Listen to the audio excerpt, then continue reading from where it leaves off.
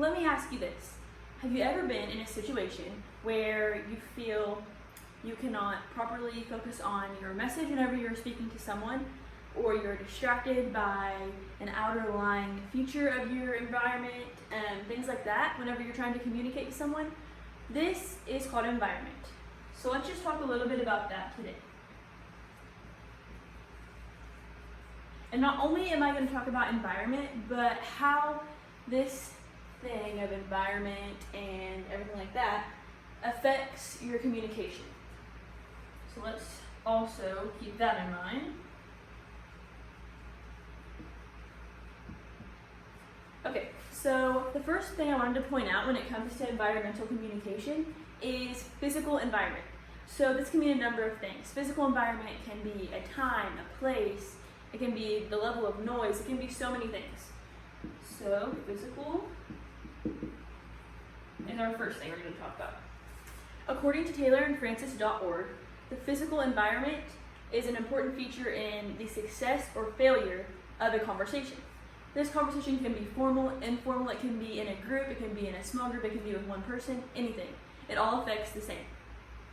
So, for instance, the time, the place, the noise. Are you comfortable in the time? Are you comfortable in the place? Can you understand the reciprocated feelings in your audience? Are you distracted by noise? Things like that. So moving on from physical, we're going to also touch base on environment at home. So this is a literal home environment.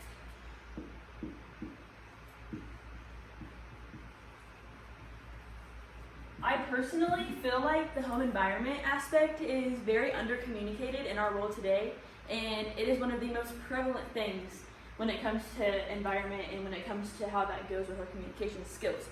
So for this one, instead of just kind of talking about it, I'm going to give you guys kind of a visual on the board about how this works. So when you hear home environment, you might think, well, what does that mean? How does that even correlate to a conversation I may have with someone? Let me tell you. So let's say we have this person here. Clearly they're sad.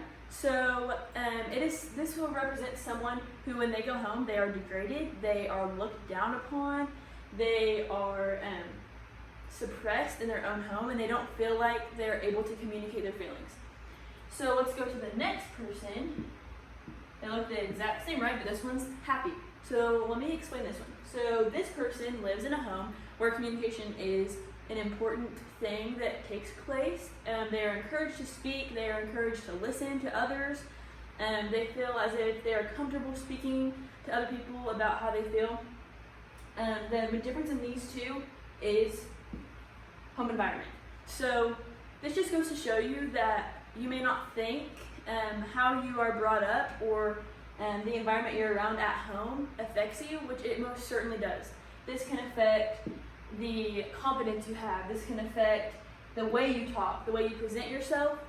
It is very clear and it's very easy to spot in a conversation with someone. So let's also remember that. One thing that I was going to talk about on this one as well is a little statistic or like a little fact.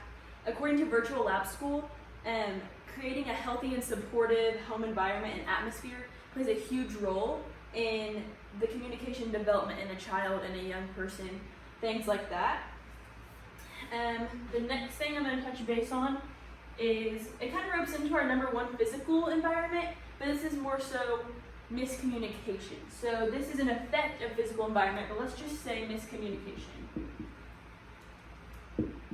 This happens often. I'm sure you guys have all experienced this at one time or another. According to the communicationtheory.org, factors such as time, place, noise, etc.